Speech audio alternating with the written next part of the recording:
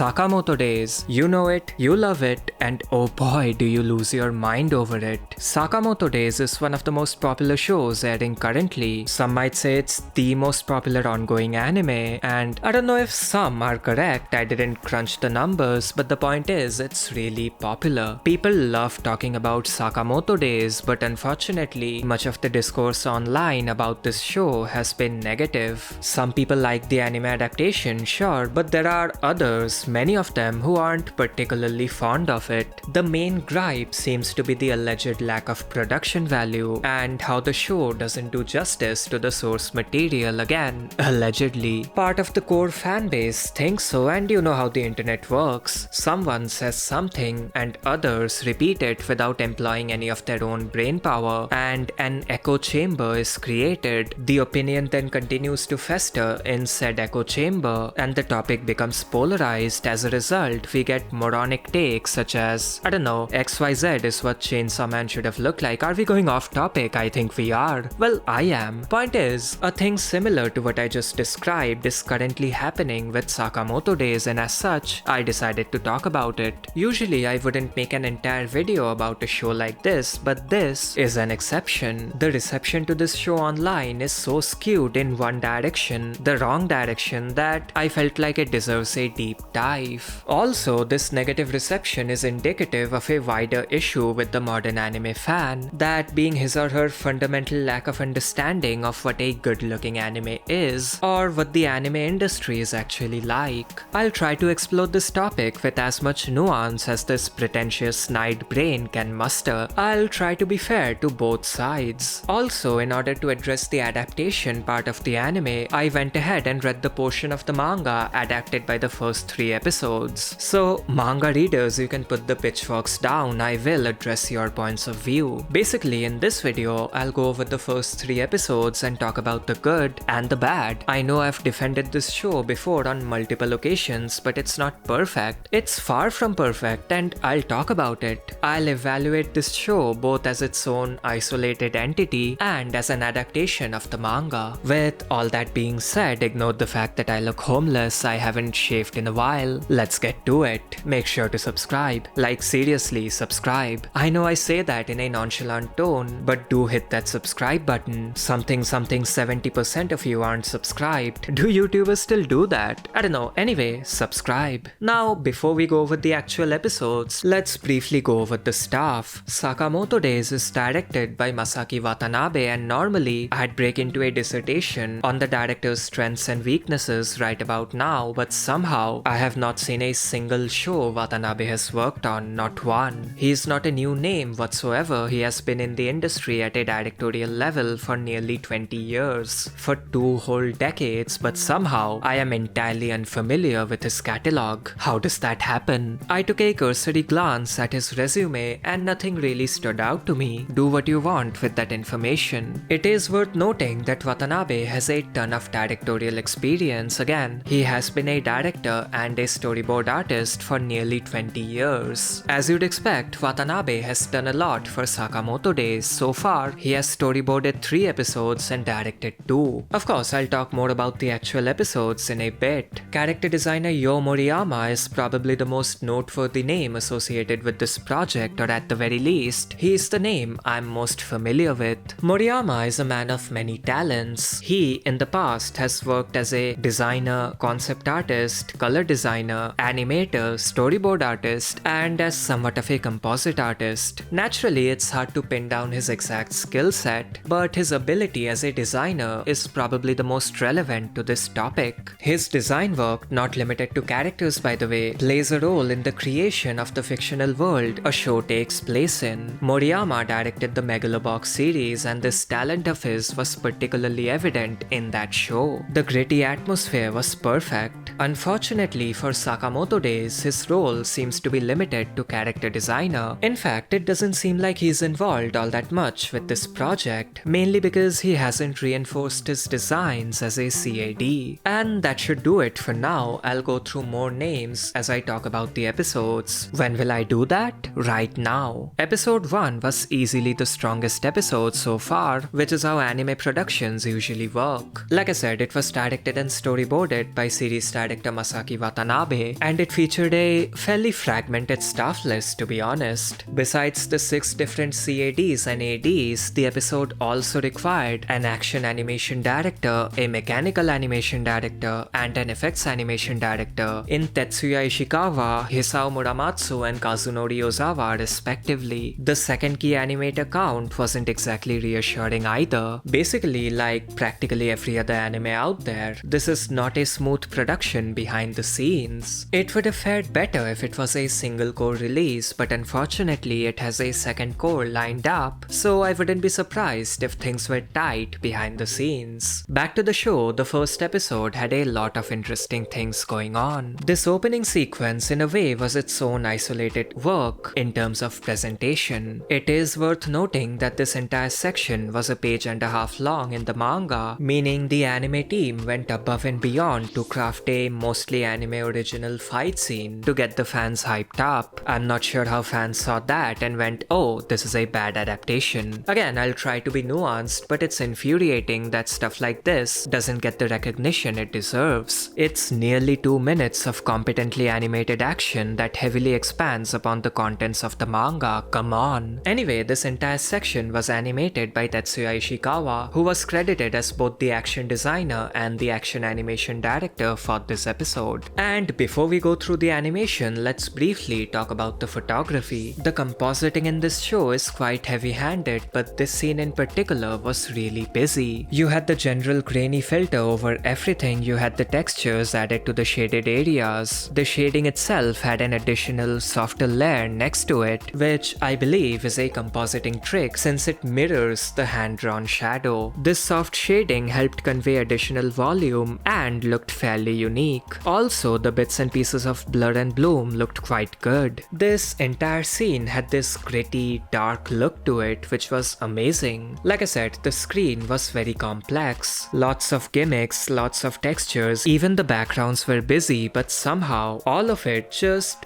worked for the most part. The first cut featured a 3D background, a fairly well animated close-up of Sakamoto's legs, and some simple yet satisfying wind effects. If you really pay attention, you can notice a few flaws with the 3D 2D interaction. It's not perfect, but it looks good enough. This was an ambitious cut. The gun is hand animated and the volume of it is conveyed quite well. Although again, you can notice a fair bit of jank if you really pay attention. Some of the detail on the gun shifts wildly between frames. Also, Sakamoto's fingers do this weird inward shift that doesn't make much sense physically. Basically, the shot melts a fair bit. Something about the timing and the degree of line shifting looks off. It almost looks auto in between, although I didn't hear anything about it, so I'm not sure. I don't know, the timing feels a bit incomplete if that makes sense. This close-up was fantastic. The 3-tone shading alongside the additional soft shadows added by the comp team looks incredible. The glow of the glasses look great as well. You can see the ring of light around them. Also again, the timing and the simple shape of the smoke was really satisfying to look at. Also, some nice animated highlights on Sakamoto's right lens. This explosion looked good and the debris had these thick, inky lines added on top of the usual smears, which helped convey weight and force. A very cool shot here, although again, something about the timing feels a bit stiff. It doesn't fully work. Something about the way his fabric moves alongside his shoulders looks off, likely due to faulty in-betweening and or messy second key animation. Also, as per usual, the effects were great. The sparks were a nice addition. The cuts throughout this sequence weren't necessarily mind-blowing, but they moved and there were a lot of them. Be it the smooth bit of pipe twirling complete with sparks to show the impact of the bullets followed by an abrupt, smooth close-up, or the body language of these guys, everything looked solid. You can see his entire body pivot as he prepares to swing. You can see the terror on their faces courtesy of some decent character acting animation. You can feel the speed as Sakamoto dodges the bullets. At no point did the fight feel static, because it wasn't for the most part. The movement was there and it had weight and snap behind it. Also, the storyboards themselves were good. Again, not mind-blowing, but they got the job done and then some. Also loved these impact frames. They aren't actually drawn by the animator, they are simply a negative of the previous frame, which is a neat trick. The sequence ended with a couple of well-drawn close-ups featuring Sakamoto and some subtle but well-done character animation. And that was the cold open. I know I spent a lot of time talking about it, but I had to because 1, it's the best this show has looked so far, and 2, it's an example of the anime team going above and beyond to enhance the source material. Moving on, the general aesthetic of the show is fine. The compositing is fairly out there. The textures, especially those on the shadows, are a choice, that's for sure. I personally think they look fine for now. Also, the softer shadows I talked about a few minutes back are present throughout the show. Animation wise, there wasn't much happening, so I think our best course of action would be to skip over to the next action scene, and I really like this one. Fans of the manga love to rave about how dynamic the manga is and how flat the anime is compared to it, but I think this fight actually looks better than its manga counterpart. I think it's more dynamic and better structured than the manga. I know, blasphemy. This incredibly cool opening sequence, for example. In the manga, we got a couple of close-ups, followed by the point where the gumdrop and the bullet come in contact. In the anime, however, we get this amazing slow-motion shot with some top-notch 3D background-aided camera work. Also, tons of wind effects. As you'll see, this show loves using those. As the bullet approaches the drop, we can see a circular ring of smoke forming. This is followed by a large amount of detail and a couple of cool-looking impact frames. The rest of the fight is fairly one-to-one with the manga, to the delight of some and the dismay of others. I loved this sequence. They relied heavily on the close-ups, which reduced the amount of animation power needed, but it did not make the scene feel any less fluid or powerful thanks to the storyboards. The transfer of energy was wonderfully handled. This sequence, for example, the energy built up from Sakamoto's foot pivoting is transferred seamlessly to Shin's eyes turning and paid off via this zoom out. The layouts for this section were drawn by Satoshi Sakai, and he usually doesn't animate proper action with body mechanics and whatnot, but when he does, it tends to look amazing, and this scene was no different. This sequence also featured copious amounts of wind effects as per usual. This final cut featured very little movement, but the wind made it feel heavy. A few underappreciated cuts here. They hand animated a whole bunch of weapons changing perspectives, and that's incredibly difficult to do, obviously, since the drawings aren't exactly consistent. If I had to guess, I'd say mechanical animation director Hisao Muramatsu corrected this scene. Moving on, the first half of the third fight wasn't exactly worth writing home about, but it was above average as far as anime fights go. The scene moved and the characters and their actions were sensible for the most part. The storyboards occasionally managed to highlight the overall scope of the fight. Sakamoto's appearance kicked things up a notch. His actions felt so powerful. Even when the actual movement was standard, it looked impactful thanks to 2 different tricks used by the production team. 1, the wind effects, and 2, these extreme smears. They took regular smears and added spot blurs and these thick,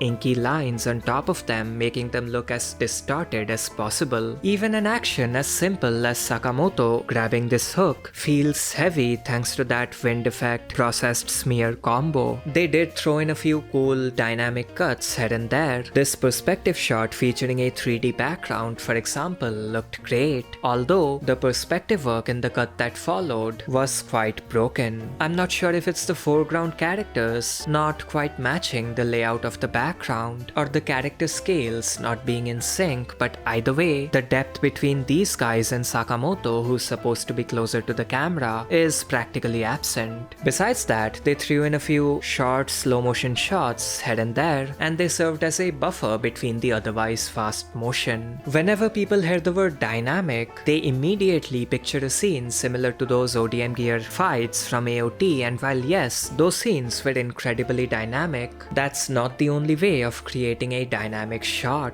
This cut, for example, features a stationary camera minus a few basic pans and zooms, but the perspective is complex because the layout has depth. It's not a flat space, there's volume, and Sakamoto traverses said volume. Is the execution perfect? Not necessarily, but it's shots like these that separate a relatively well produced anime from one that's not. Also, boy, they love their smears, don't they? Nearly every single action was smeared, which is a good thing. At one point, the entire screen was basically one big smear. This final sequence, as always, featured a ton of wind effects, and it struck the perfect balance between effects and character animation. It's not like the characters were static, but the wind effects made the movement feel more fluid. Loved the timing of both the character and the effects animation here. It's animated on ones, and I don't think it's Kakani, aka auto in between, but I'm not sure. And that was the fight. Pretty good, but what about the manga? Well, the manga version of this fight didn't exactly come off as the pinnacle of dynamic paneling to me. It felt fairly typical, and as such I definitely enjoyed the anime more, and that sentence applies to the entire first episode. Although, to be fair to the manga, this panel was excellent, and the anime version of it was significantly weaker. At face value, the two scenes might look identical, but look at the volumetric fisheye effect on the manga background, it looks so good. This warp is absent in the anime. The anime version is flat, but hey, that's just a single panel. As a whole, the episode comfortably outdid the source material in my opinion. Episode 2 was solid as well. Again, let's cut to the chase and talk about the action. You can make a case against the show for not having much to offer outside of the action department, and that's fair, but based on the few chapters I read, this is not the kind of story that needs overly cinematic storyboards and or high-level character acting. It's way too goofy for that stuff, although yes, all forms of movement outside of the action department is appreciated, especially because it's so rare, and from that point of view, it's unfortunate how static some of this show is. Also, a few visual cracks were visible this time around. The occasionally questionable art direction, the downsides of making the photography team add so much stuff on top of the animation, things like that. The action here, yet again, was largely anime only. This entire exchange was added by the anime team, and while yes, it wasn't exactly a masterclass of action animation, I can still appreciate the effort. They could have just not done it, but they did. This slow motion shot, another anime only addition by the way, was great, and the fight that followed looked solid. The fight was designed and supervised by Tetsuro Niregi, and as per usual, they made full use of the two main visual weapons this show has in its arsenal, aka the smears and the wind effects. Loved these close-ups, they were so competently drawn and animated. That quick smeared face, so good. As a whole, yes, episode 2 was weaker compared to episode 1 because again, that's how anime productions work, but it was far from bad. Also, to the manga readers out there, I don't think the manga did anything revolutionary here. The contents of this episode in the manga came off as fairly typical to me. I don't care if a panel has more aura than a frame, mainly because what the fuck does that even mean? And I'll be honest, I'm struggling to see what's so earth-shatteringly superior about the manga, at least as far as this portion of it is concerned. The third episode was the most dynamic one yet.